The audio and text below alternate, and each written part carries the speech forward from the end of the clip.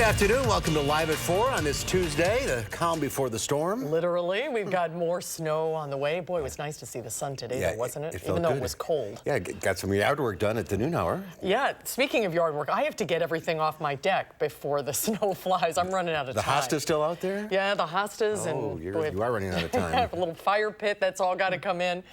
Lisa Briggs from the Bruce Company will be taking your questions about your lawn, your garden, or your house plants. That's coming up. We'll let you know when to call in. But first, here's what's making news on this Tuesday. At least 9 Americans have been killed by the cartel in Mexico, and they may have some connection to Dane County. The Wisconsin Senate has spent the afternoon debating the fate of the current Secretary of Agriculture. We'll have an update from the Capitol. And the topic of consent will be taught in Madison Public Schools. We'll hear from officials about what prompted the decision. Let's take a look outside today. It was nice to see that sun. If it hadn't been sunny, it would have felt very cold. The wind was a little blustery this morning on the walk, and we have, look, another round of snow on the way. Dana is in the backyard. We'll enjoy today while we can. We definitely will. We still have about an hour, a little over an hour of some sunlight. Sun's still shining, but winter weather advisories in effect for tonight into Wednesday throughout all of central and most of southern Wisconsin. Snow pants probably necessary for tomorrow, especially at the bus stop. Boots, a very good idea. We're going to see anywhere from 1 to 4 inches of snow coming through southern Wisconsin, higher amounts north of Madison. And then for Thursday and Friday, it's going to be much colder outside, so plan to bundle on up. An alert day is in the forecast for Wednesday morning because of the snow accumulating and the timing. The system has bumped back just a little bit, so your morning commute is going to be when the heaviest snow is falling. Plan for a little extra time on the roadways. Right now, the eastbound side of the Beltline going just a little slower. No accidents to report, though. That's the good news. Around Janesville, actually downtown, not looking too bad just yet. And 39 and 90 should be quite smooth all the way down to the Beltline. 27 minutes to get from Janesville to the Beltline. From Sauk City to Middleton, 17 minutes. And from Sudbury to downtown, just a little longer than usual, already up to 18 minutes for this sunny evening. You'll need the shades, but plan ahead and start packing the car up for the cold weather and the snow for tomorrow. Time in the morning, that's for sure. All right, Dana, thank you. We'll see you in a few minutes. Thank you, Dana. First at 4, we start with breaking news into the Channel 3000 Alert Center. One of Governor Tony Evers' cabinet nominees is out of a job. In the last hour, the state Senate voted to reject the confirmation of Brad Pfaff, the governor's pick to lead the Wisconsin Department of Agriculture, Trade, and Consumer Protection, or DATCP. Rose Schmidt is live at the state capitol now to explain the controversy. Rose? This move is being called unprecedented because Brad Pfaff is the first governor cabinet pick in Wisconsin to have his Senate confirmation rejected in at least the last 30 years, if it's ever happened at all. Senators debated Pfaff's confirmation for just a few hours today before ultimately voting among party lines to effectively fire Pfaff. The controversy over his confirmation stems in part from comments he made back in July, criticizing the Republican-controlled Budget Committee for not releasing money for farmer mental health assistance. Evers told reporters today that the rejection, quote, distresses me personally, as Democrats and agricultural groups fought to help Pfaff keep his job. And I think as we stand here today, there's a number of members of the majority that just aren't comfortable with Brad Pfaff. And that's all it really takes for people to say, I don't support this nominee. But today we have Secretary-designee Brad Pfaff before us. That there is no one more qualified. This is in his DNA. He gets to go home tonight and say to his kids, oh, by the way, for speaking my mind, I have now lost my job. That's what the state of Wisconsin legislature, Senate, has just told those kids at home. Get me a break. Evers watched the debate from just off the Senate floor, which is a rare move for a governor. He declined to say what is next for DATCP and whether he will appoint Pfaff to the deputy secretary position. Now, Senate Majority Leader Scott Fitzgerald says similar processes will be followed for Evers' other cabinet picks, and he says some will be confirmed and others may not be. All right, Rose Schmidt reporting live for us from the state capitol. Thank you. A group of Americans have been killed during a vicious ambush by a drug cartel in Mexico. It left 9 people dead, including 6 children, and there may be a connection to an area man. Video posted to Facebook shows a scorched SUV that apparently contained 5 victims of the deadly ambush about 100 miles south of the U.S.-Mexico border. The victims, who were all women and children, were in a convoy on their way to a wedding. They all belong to a religious community based in northern Mexico. The youngest victims were twins, just 7 months old.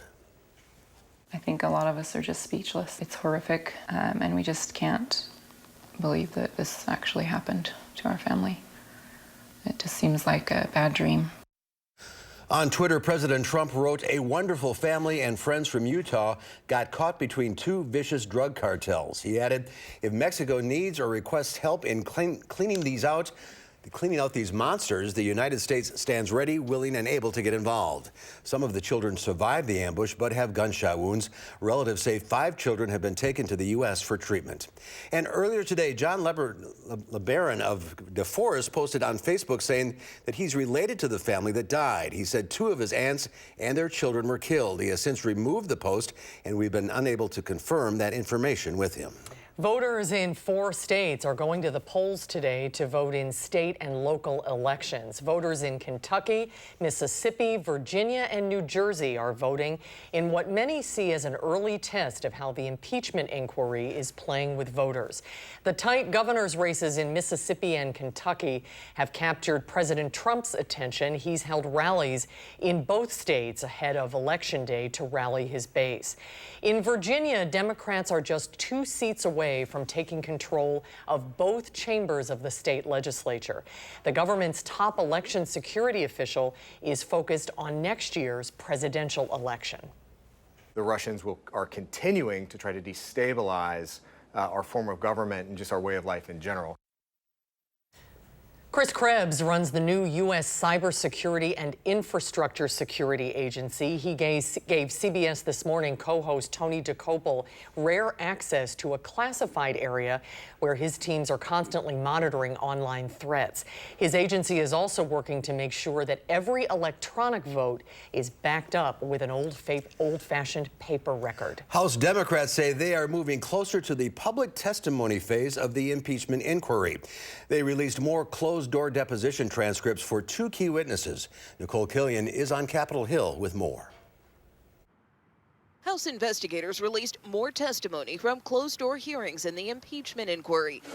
This time from U.S. Ambassador to the European Union, Gordon Sondland, and former envoy to Ukraine, Kurt Volker. Volker testified he was unaware of why military assistance to Ukraine was held up by the administration. He told lawmakers, "For there to be a hold place struck me as unusual. I didn't know the reason. No reason was ever given as to why that was."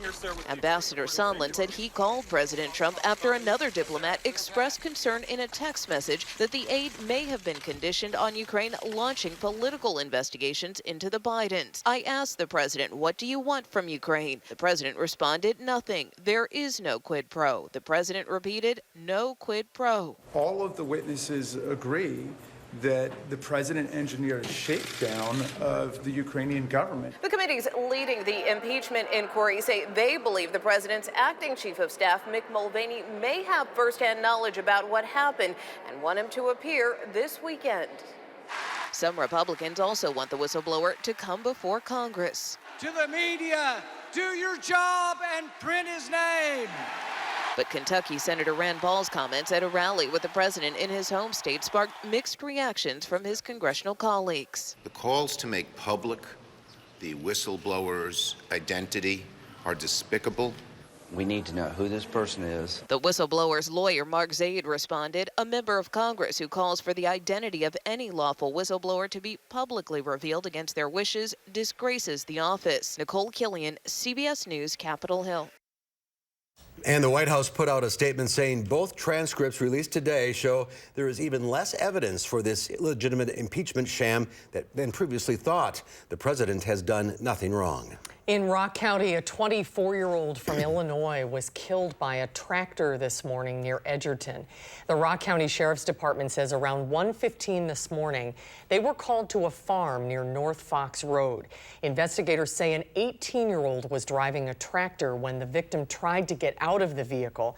Authorities believe he slipped on the mud-covered ladder and fell to the ground where he was hit by the tractor's rear tire.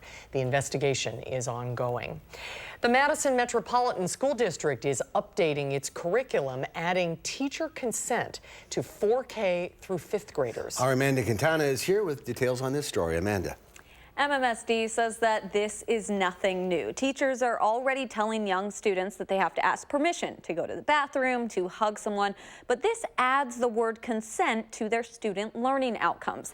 This idea came about when district leaders were talking about incidents that have happened in the high schools, including sexual assault arrests. They questioned how they were teaching consent and realized that conversation shouldn't just start in high school.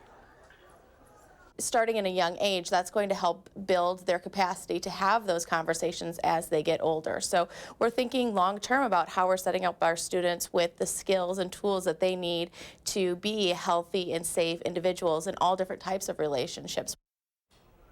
The way to talk about consent in each grade is different, maturing as students get older, starting with acknowledging everyone's personal bubble, then asking permission to touch someone and learning assertive communication. And that sometimes nonverbal communication also can mean no. At 6, we'll hear from the Rape Crisis Center. They do presentations in middle and high schools and are happy to hear that this conversation is going to start even sooner. All right, Amanda, we'll see you at 6. Thank you. Thank you, Amanda. Big news for Madison travelers. Dane County Regional just announced nonstop service to 5 locations starting in the spring of 2020. Sun Country Airlines launched the largest nonstop expansion in the airport's history today. Travelers can now fly direct from Madison to Boston, Seattle, Nashville, Portland, and Newark. A lot of times we think about this is just where we can get easily, but you also have to remember this is where other people can get to Madison. And so it's not just thinking about, oh, I can get to Boston or Seattle in a quick nonstop route. It's also about people in those communities, people in Seattle and Boston can now get a direct route to Madison. And I think that's, that's about putting Madison on the map, putting our economy on the map. For now, the flights are seasonal. For a look at the flight schedule, head to our website. And I should say Portland, Oregon, not Portland, Maine. Right. Just to be clear. Yeah, I think that'd be a more popular destination. Well, still to come before, speaking of air travel, not everyone's a fan. What's worse than flying these days? How about flying with your children in tow? It can be very stressful. There are no rules and fees. There are new rules. There are new rules. There are no rules. Well, that's true. That's also true. Consumer Reports has the details when Live at 4 continues.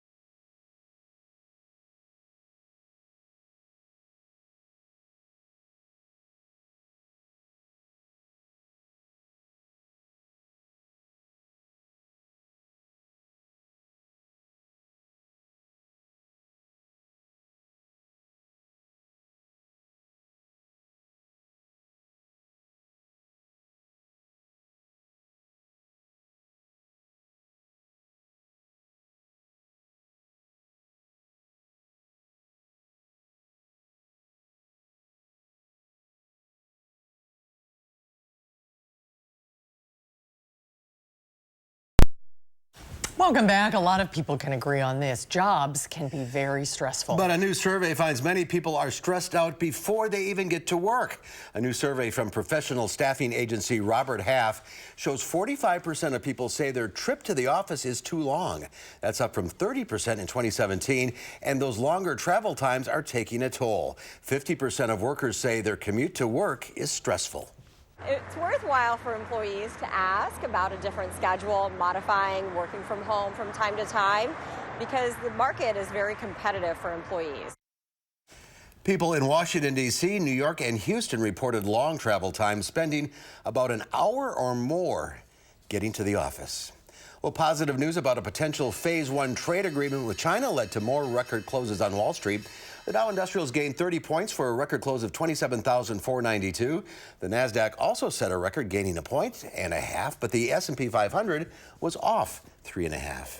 Well, it's the time of year when many families are planning holiday travel, and if yours includes a flight with kids, listen up. Consumer Reports says there are new rules and added fees now that could take the jolly out of your holiday air travel. On a trip to see his grandmother in Las Vegas, Hudson Palacio got his wings by flying solo, a first for the 12-year-old New York native.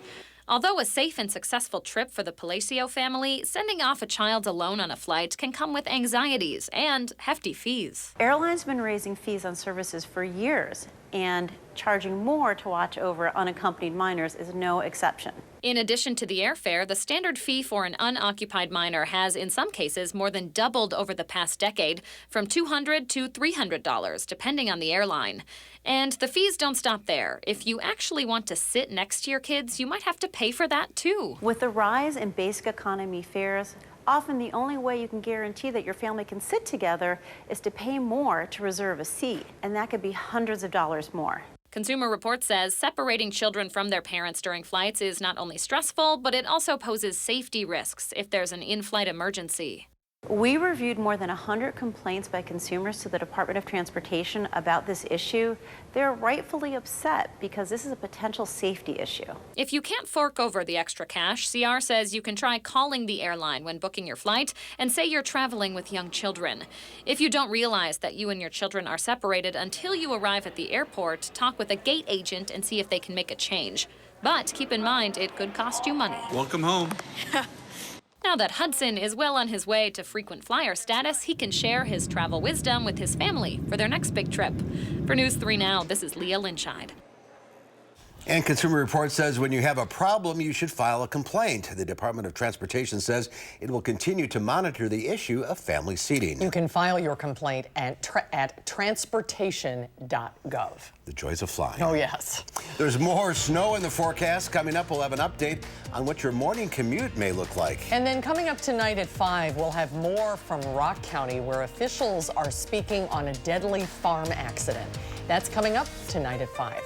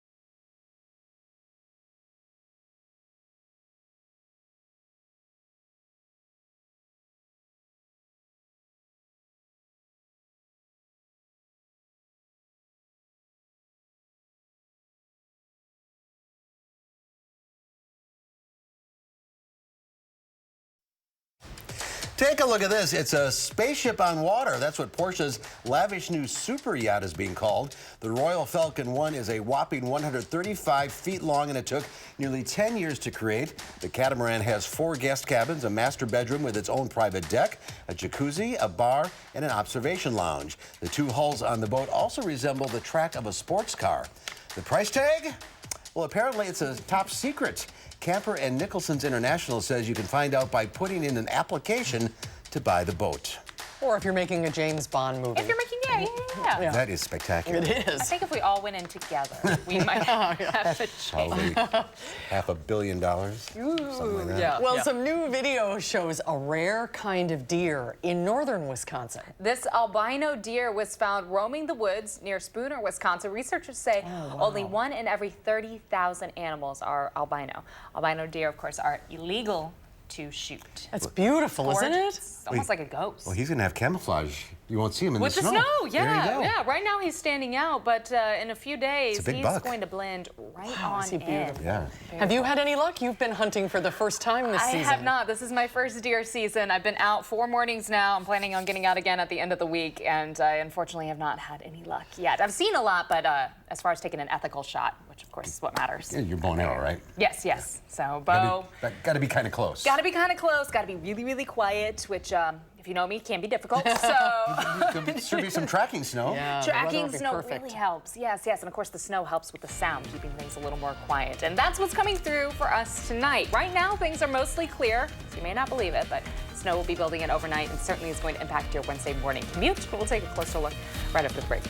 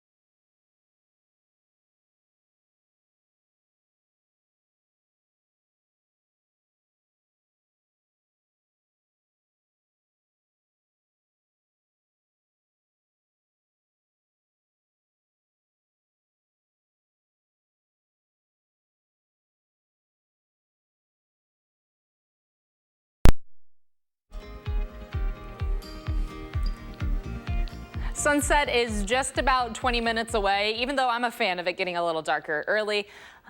I'm not even used to it being this early in the evening. Here's a live look from our Edgewater sky cam. The booth's really happy to see the sunset right now. You can see a little bit of color reflecting off the buildings. Unfortunately, though, not a lot of color in the sky right now. We have a little more cloud coverage. That's when we get the really vibrant sunsets, but with that mostly clear sky, we don't have any color really reflecting above what's going on the ground on the isthmus right now. Looking ahead through the next few days, plan on some snow coming through tonight and for Wednesday morning. Accumulating snowfall is going to add a few more inches of snow on the ground for areas north of Madison. Areas south likely only going to see maybe 3/4 of an inch, close to an inch possible. Some light snow might change over to a little bit of rain heading into this weekend. That rain chance, though, might creep on in depending on where the temperatures land. And then for the end of the week, and really extending through much of the forecast, these temperatures are well below average. Again, we should be in the low 50s. We're just nowhere near that right now. High pressure kept us fairly clear today throughout southern Wisconsin. Our next system right now is bringing some light snowfall into the Dakotas. That area of low pressure is going to continue to press to the east and bring that moisture right on into the southern edge of the state. It does seem like we're seeing a little more accumulation creep on in, those totals creeping on up. So over the next 24 hours or so, plan on getting your snow boots out and getting them ready.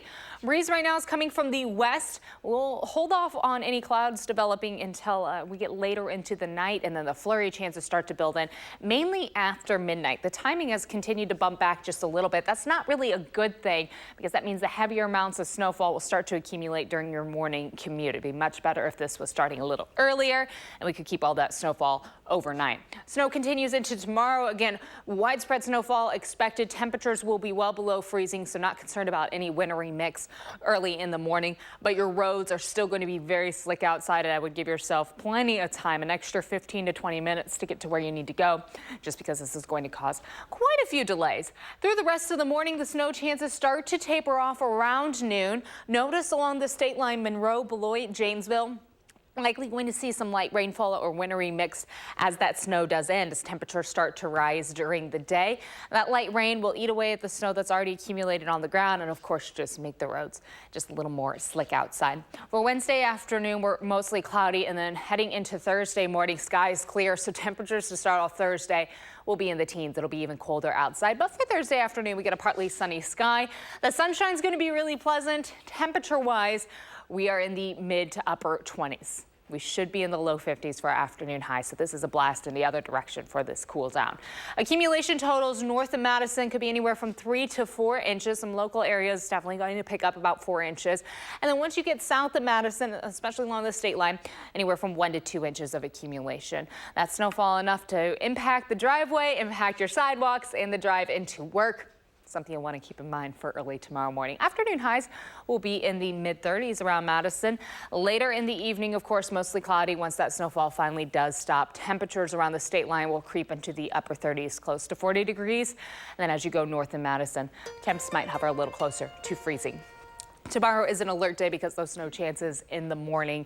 The roads are going to stay slick through most of the morning. Thursday and Friday, once we get done with the snow, we get the sun back, but it is going to be much colder outside for Thursday and Friday. High temps will only land in the upper 20s. Overnight lows will be very chilly as well. This weekend, we see a little bit of a hop up in our temperatures on Saturday, but we fall right back down. Heading into next week, this cold trend continues on, and it does seem likely that overnight lows for Tuesday and Wednesday morning will be dropping down to the single digits. Wow. Very cold starts to the day with that clear sky trend for the start of next week. Clear sky overnight just helps our temperatures fall even more. And bad timing for that snow right during the morning rush hour. Right during the morning, yeah. If we could bump that timing, if it were starting, within the next few hours, we would get it all done overnight. Right. Easy to clean up before the drive in, but it's going to be falling as folks are getting on the roads. Well, good to have a heads up about that. Absolutely. This is the upside down. You see it on TV? Yes, yes, we've Stranger Things, yes, things have kind of flipped in the other direction it's like January. I know, it really is. It really is. It should not be this cold outside right now, so this is below average quite a bit. Be careful in the morning. Absolutely. Thanks, Thank you, Dana. And make sure to follow the weather as it changes with the News 3 Now First Alert weather app. It provides free, accurate weather and traffic when you're on the go. A New York City-based charity is teaching kids how to reach their full potential with a new twist. A former football player and a familiar face from The Bachelorette teamed up to start ABC Food Tours. The program helps encourage underprivileged children to live healthier lives through fitness and food excursions. Tom Hansen joined a group of 6th graders on their food tour. It smells good. With some brave faces and mixed reactions. That is good in a weird way. These New York City 6th graders are expanding their palates, starting with green juice. I didn't really like it because of the vegetables. It tasted better than I expected, and I might try it again, I don't know. How is it? Also on the menu, sliders, salad, dumplings, and a cake pop for dessert. These dishes may not seem so exotic, but for the students at PS 188, about half of whom are homeless, it's an eye-opening experience. I barely like eating salads, but now after eating Caesar salad, I know that salads can be good. That's what ABC Food Tours is all about, opening a door to food and fitness opportunities often closed for underprivileged students. The kid looks up to me, no one's around, just me and him. He's like, this is the best day of my life. Matt James and Tyler Cameron launched the program a year ago. We just felt like we needed to do something to bridge that gap so that they're not missing out on an experience that they should be privy to. 30 seconds, 30 seconds. Food tours begin at the gym, where a lesson about how to stay in shape helps work up an appetite.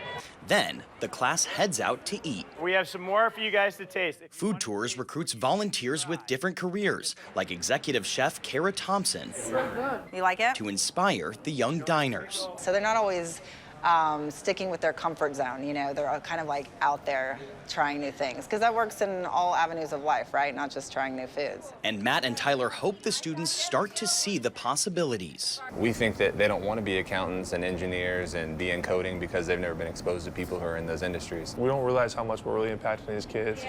After the culinary adventure, these students have developed a taste for trying something new, but probably won't be ordering the green juice.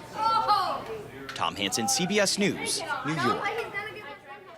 I don't blame them. Well, you never know. What a great program, Yeah, it isn't is. it? It's beginning to expand now to other cities nationwide. And the co-founders encourage people to start similar initiatives working with kids in their own areas. Still to come tonight at 4, millions of Honda Civics have been sold in the U.S. since Honda first introduced the car in 1973. 46 years later, it's still going strong. We'll check out the 2020 Civic hatchback when we go behind the wheel of Harvey Briggs. That's when Live at 4 continues.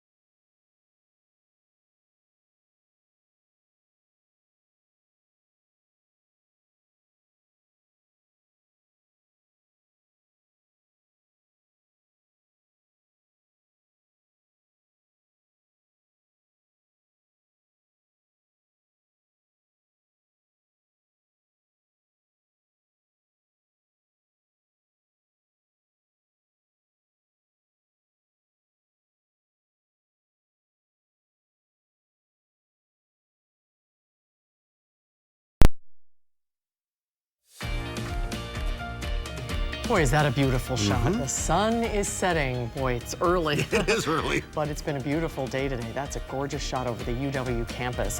The Honda Motor Company first started selling the Civic in this country in 1973.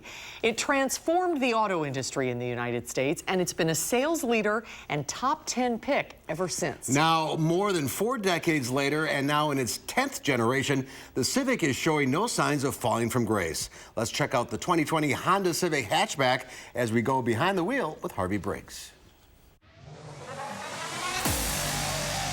This is the 2020 Civic Hatchback Sport Touring Edition.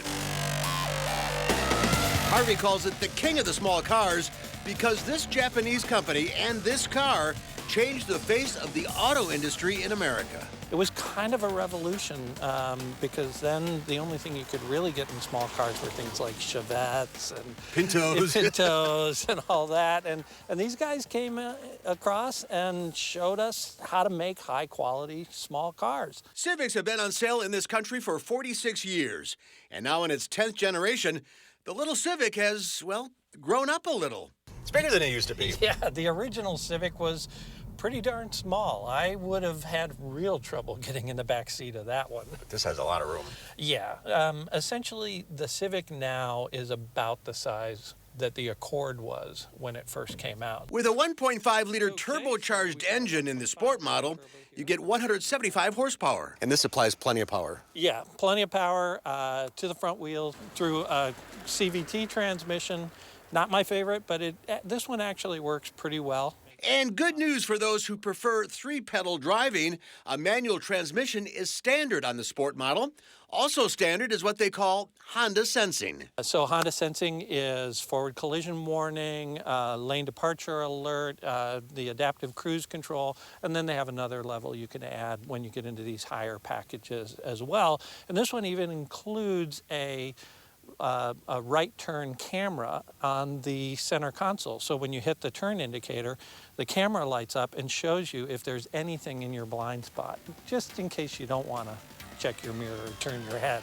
Speaking of head turns, some critics of this car think the styling is a tad overdone. And the challenge is to try to make these mainstream cars exciting. Toyota struggles with that too, and to make them interesting to drive. And for a while, I think their styling was a little bland. They didn't quite deliver the performance, but now you've got this. The styling certainly stands out, for better or worse. I've heard it described as the angry robot look. Angry robot face in the front, race car wannabe in the back. And this is styled. Yeah, there's certainly a lot of angles and going on bits here. And pieces on it, and you got this little wing back here to help move some air along. You've got this what they call a rear splitter to give it that sporty look and feel. There's also enough interior room and storage to compete with other compact cars and small SUVs. So if you're in the market for this size car, this would be right up there. Oh yeah, I still think this and Toyota are 1 and 2 in the category, but the others are not far behind. It's going to run forever. Hondas have traditionally been very reliable. I personally had a CR-V that went for over 200,000 miles. So, the Hondas are the kind of cars you buy that you plan on keeping and maybe giving to your kids when they are ready to drive. And this would be a great first car for a kid. You want the angry robot? You got it. Your son's first car, the Civic. Not like that, though. Oh, yeah, that's a fancy I like one. the styling on that car. I think it really looks sharp. Some people do, some people don't. A couple other notes. The hatchback starts out at $21,500.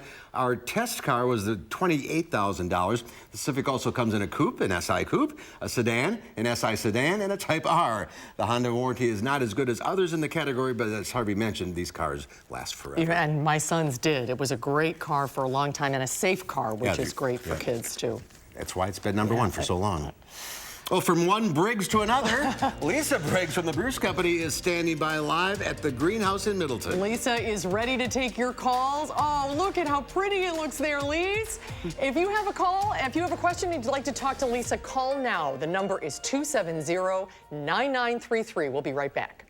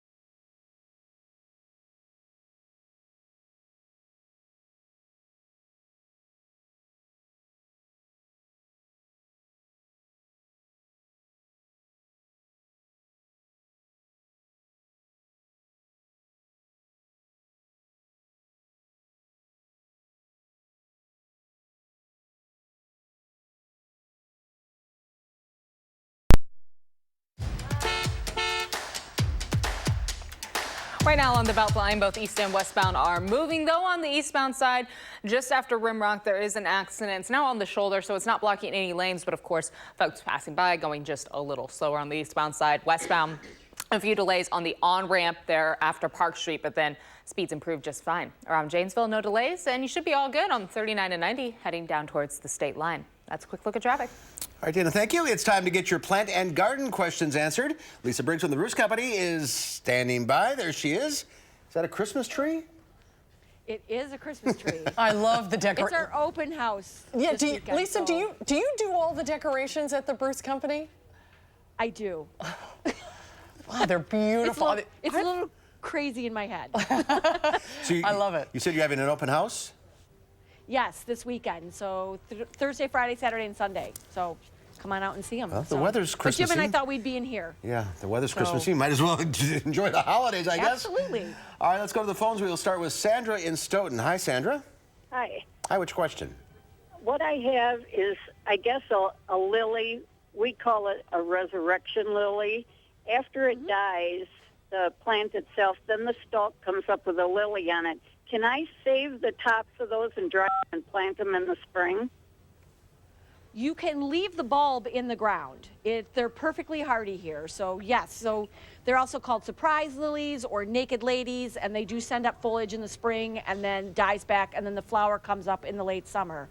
So if you want to take the flower stalk and dry it, it takes a really long time for them to come to seed, for seed to be viable, but you can leave the bulb right in the ground. It will be fine and will come up next spring. All right. Let's go to Thank you. Barb in Wanakee. Hi, Barb.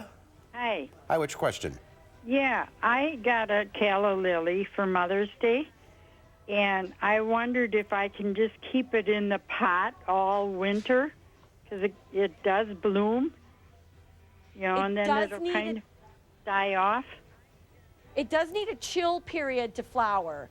Calla lilies are kind of odd. They are a bulb that is foliage hardy here, but the flower buds are not. So if you want it to flower next year, you need to take it out of the soil and save it like you would, a begonia or a gladiola or something like that. So let it dry out, take the foliage off, and put it in an airy, dry place, and then replant it in the spring.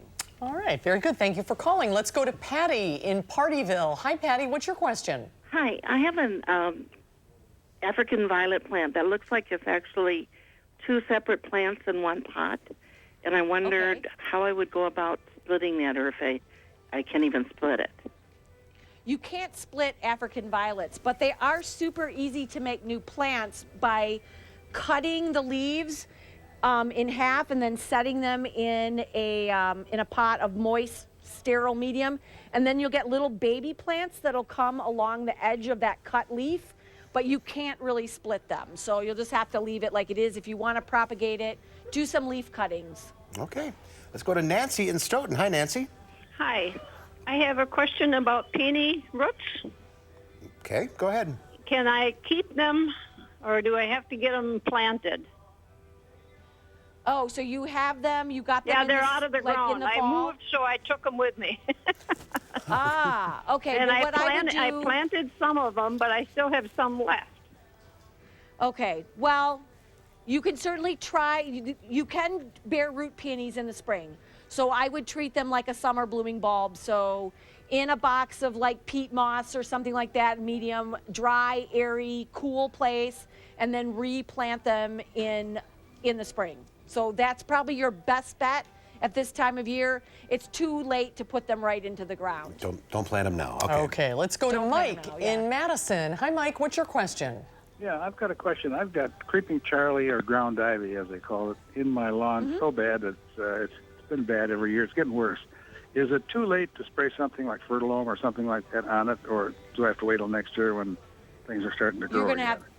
You're going to have to wait till next year, and there are some products that are really specific for it that are strong enough to kill it, but even then, it takes maybe 2 or 3 applications. So you'll want to treat it in the spring when it's starting to flower, and then in the fall when the leaves start to purple up, and then again the following spring to really get a good eradication. So the best time is a couple of weeks, maybe a month ago?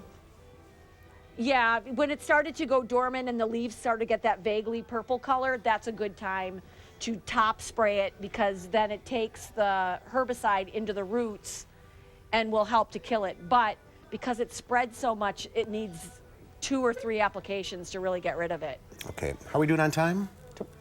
Okay, we got time for Carol in Janesville. Hi, Carol. Hi. I have a lilac bush that is starting to leaf out again. In the last couple of years, they haven't bloomed very well, and I have new leaves coming.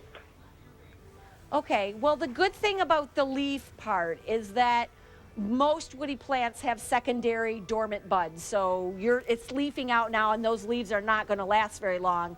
But you do have secondary buds for next spring. As far as the flowering is concerned, lilacs like a lot of sun, and they like very low fertilizer. So a lot of times they're in the lawn and people will fertilize their lawn. You might need to do a little bit of renewal pruning to sort of cut it back and re-stimulate the growth from the base. Come on into the store and we'll talk you through the process. Okay. A little hard to describe on television. All right, we are out of time. Thanks for everyone for calling in. Lisa, thank you. Happy holidays. Thank you, Lisa. You guys too.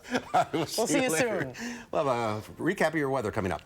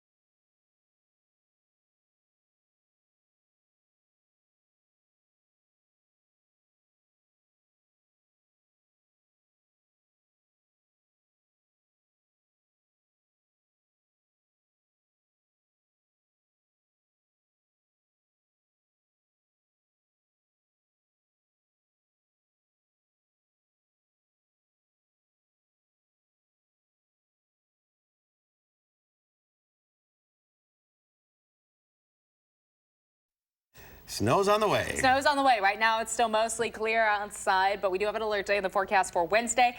Anywhere from 1 to 4 inches of snow expected, and most of that snow is going to be coming down during your morning commute. Unfortunately, that gradient line divides right through Madison. Areas south will get far less than areas to the north. Either way, though, plan on bundling up tomorrow morning and giving yourself extra time, whether you're heading into work or school for Wednesday. Timing is everything. Yes, it is. And this is bad. This is not ideal at all. All right, Dana, thank you. We'll be right back.